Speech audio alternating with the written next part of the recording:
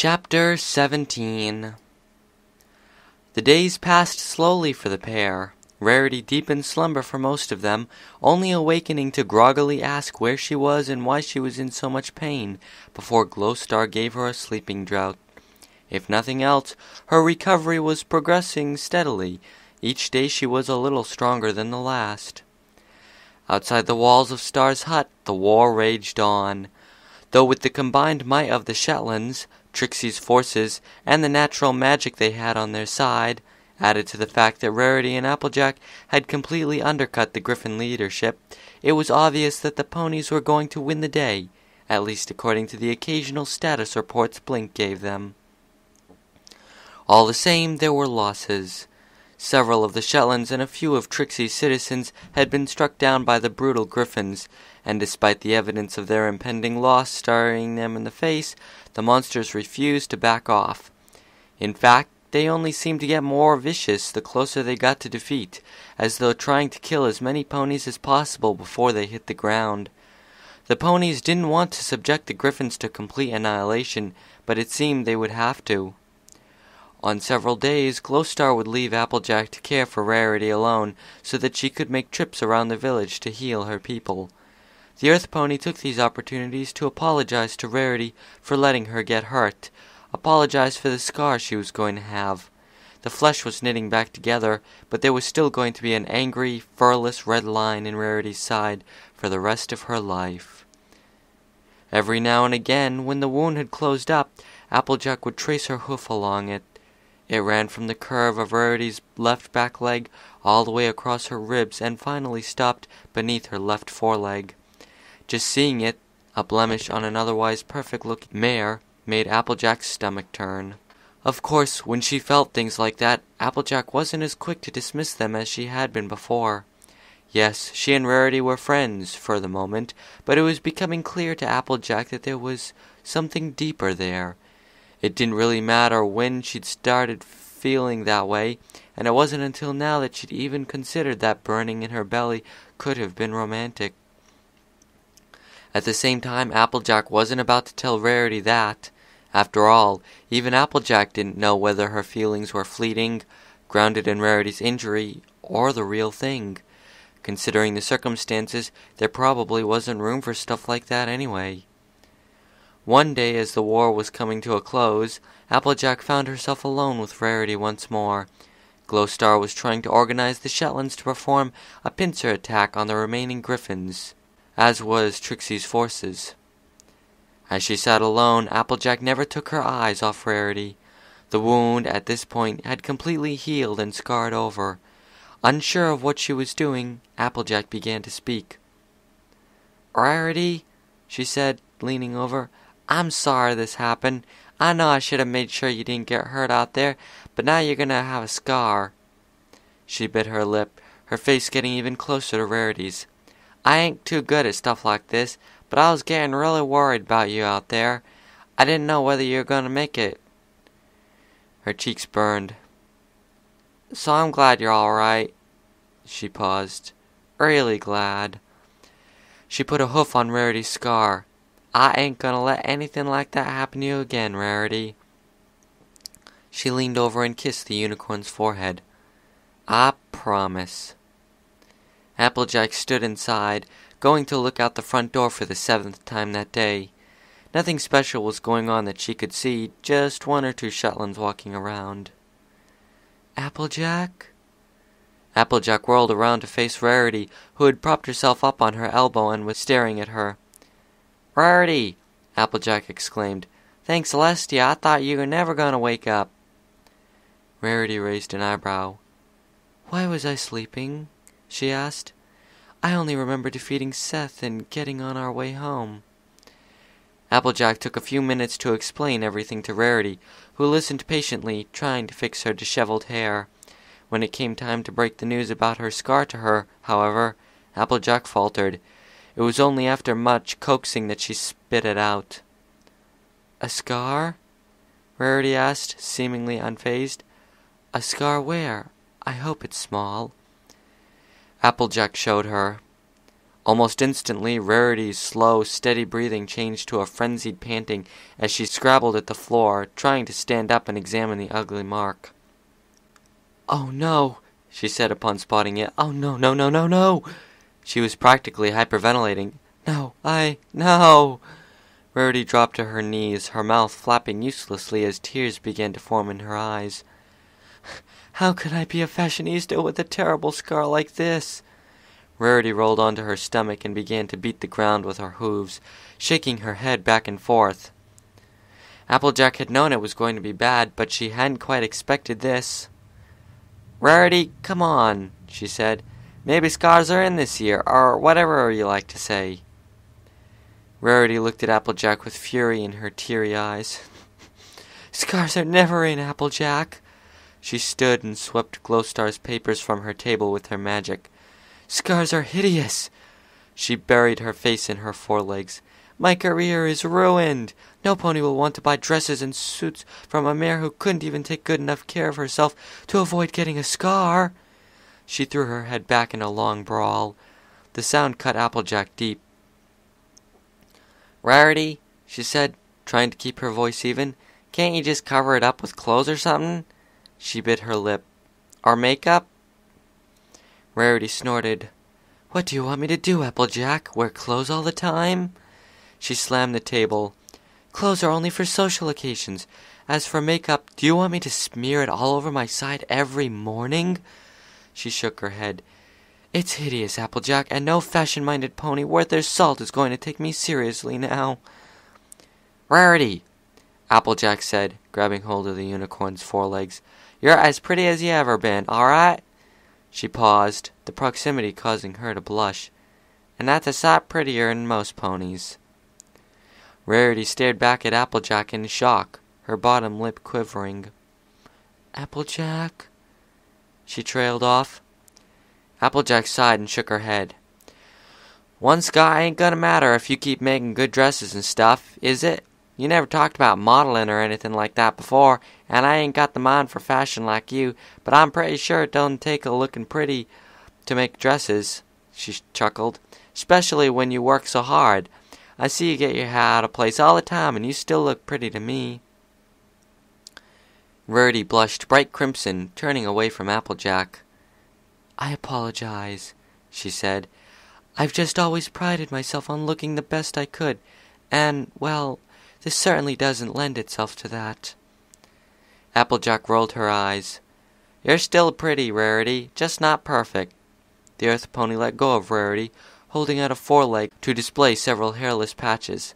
"I sure as shoot ain't perfect looking, but I clean up okay." Rarity's mouth hung open for a few moments as she looked at her friend's arm. "I didn't know you'd been hurt so many times," she said. Applejack laughed heartily. "Sure have," she said, craning her neck to show off a few more marks. "Working on a farm's what I love doing, but it sure ain't safe, I can tell you that." She turned to show off a fair-sized circular scar on her back. "Got that one from backing into a pitchfork while I was wrestling with Big Mac." To her own surprise, Rarity's lips curled back into a smile. "Applejack," she said, then paused. "You really don't think it looks hideous?" Applejack shook her head. "It ain't pretty, but it's not like it messes up the rest of you." Applejack bit her lip. "Ain't messing up your eyes, that's for sure." Rarity blinked at the compliment before smiling warmly and embracing Applejack. "Thank you so much," she said. "And for what it's worth, I find you quite beautiful as well, in your own way." Rarity broke the hug. They found themselves awkwardly trying to follow up on the conversation. "So you find my eyes attractive?" Rarity asked after some time. Applejack nodded. "You think I'm, beautiful?" Rarity pursed her lips. "I do," she said. "You have very nice eyes as well, and if you'd comb your hair, I imagine it would be like silk." Applejack snorted. "I ain't combing my hair, so I guess we'll never find out." Rarity giggled casually, though inside her heart was pounding. She and Applejack had never said things like this to each other before. She couldn't even seem to recall how long she'd thought these things. She just knew that she did. Applejack wasn't doing much better. Sweat was accumulating on the back of her neck, and her muscles felt like jelly. She'd been waiting to tell Rarity how she was feeling ever since the trip to the river, before all of this madness. The Earth Pony was the first to notice the uncomfortable silence, and broke it. "So, Rarity," she said. The unicorn's ears perked up as she looked at her quizzically. "Back at the river, when we decided to take a bath, her tongue felt fat. Rarity had a feeling she knew what Applejack was going to say, and she wasn't sure she was ready to talk about it yet. She breathed a sigh of relief as a knock came on the door. Applejack cursed mentally at the sound of hoof hitting wood. All the same, she answered promptly, smiling as Glowstar walked in. The unicorn looked between the two ponies, then nodded at Rarity. "Thought today," she said. "Okay?" Rarity was silent for a few moments, still a bit caught up in the moment. "Yes," she said, "I'm quite all right now, Glowstar, and I wanted to thank you deeply for taking the time to see my recovery through." Star waved a hoof dismissively. "Owed you," she said, turning around towards the door. "Helped much." Applejack spoke up. "If it's all the same, Miss Star, we still want to thank you for keeping a roof over our heads these past couple of weeks, feeding us, taking care of Rarity and all." Star nodded. "Had to," she said. "But—" The unicorn turned around. Her eyes seemed full of sadness. "Must say goodbye. Today, tomorrow, no other day." "We understand," Rarity said. "We will be very, very sad to see the Shetlands go, Glowstar." "Well, you don't have to say goodbye to all of us," came a voice from behind the door. Blink bounded in, smiling. "Glowstar has to tend to the injured and relations with the remaining griffins, not to mention a few prisoners we took. However, she's instructed me to help you two on your way. There's a secret route that should get you back to Ponyville lickety-split, but only I can access it." Applejack raised an eyebrow. "You ain't staying here?" she asked. "Are you sure Earthfruit can get along okay without you?" Blink rolled his eyes.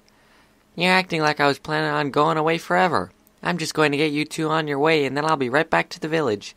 They need their head scout after all." "Well then, thanks to you two," Applejack said. "Hopefully we get to see our home again soon." Blink winked.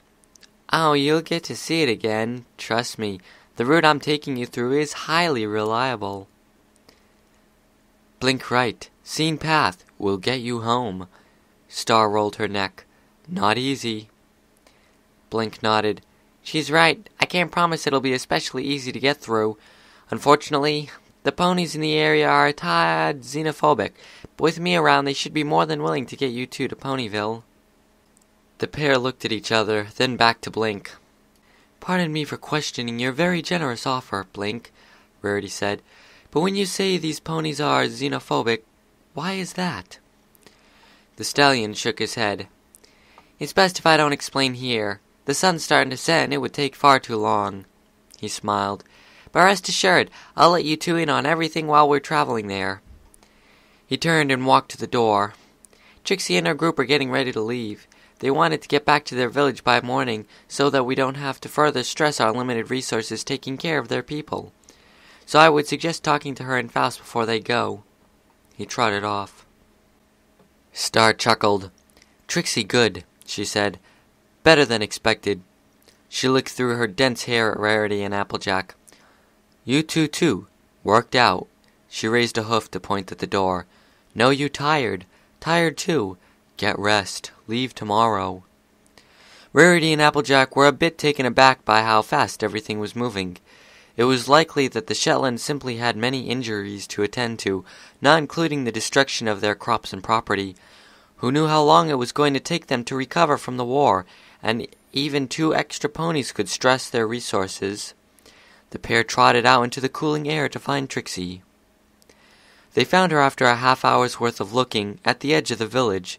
She was discussing travel plans with Faust, trying not to yawn. Seeing the pair, Trixie smiled. "Applejack, Rarity," she cried. "Good to know you two survived." She bowed to them. I have to admit I wasn't entirely confident that we could win this war, even when I accepted the offer you both gave me." The unicorn shook her head, eyes half-lidded. "Unfortunately, there were a few losses. We'll have to properly honor them when we get back." Applejack smiled in return. "Well, I'm glad to see you and Faust are doing all right, Trixie," she chuckled. "Funny how we ended up together after all the stuff that happened to us in Ponyville, huh?" Trixie gave the pair a confident smirk. "A good leader can always put aside grudges and other such things," she said. "I realized that after you two left. That's why I decided to help the Shetlands." Faust cleared his throat.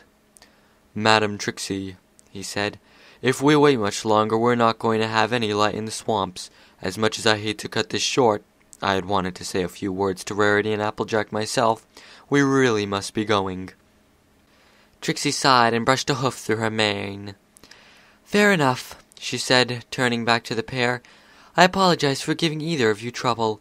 I must return to attending to my village, but I'll have to take a little time off one of these days to travel to Ponyville once more." She posed. "After all, what village is complete without the occasional presence of the great and powerful Trixie?" Her horn lit up, imitating the sound of her horns and bells. Rarity giggled. "I suppose it is no village at all," she said. "And really, Trixie, thank you. Applejack and I were quite worried. It's good to know you were here for the Shetlands while we dealt with Seth." Trixie snorted. "Seth was a monster," she said. "A strong monster, but still a monster. I would have spent my days regretting it if I had chosen to support him."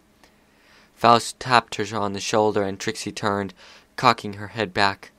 "If you see Twilight sparkle," she said, "let her know that Trixie is still awaiting a magical duel with her, only on friendlier terms." She trotted off, pointing her hoof at ponies and corralling her citizens.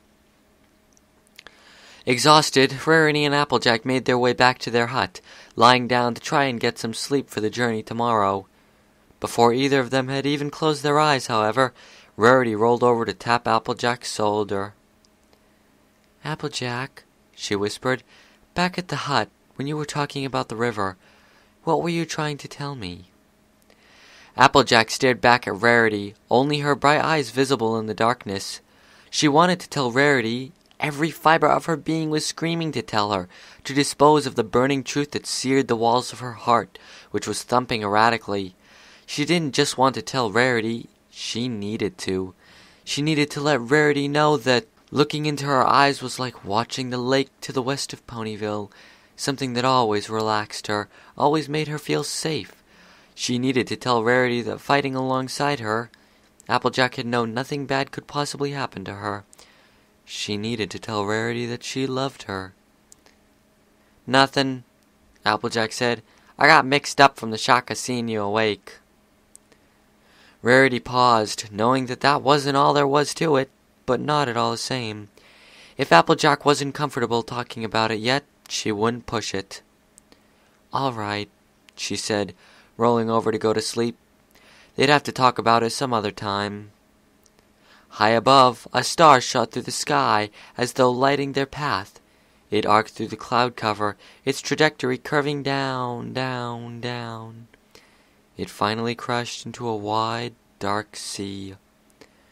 Chapter End.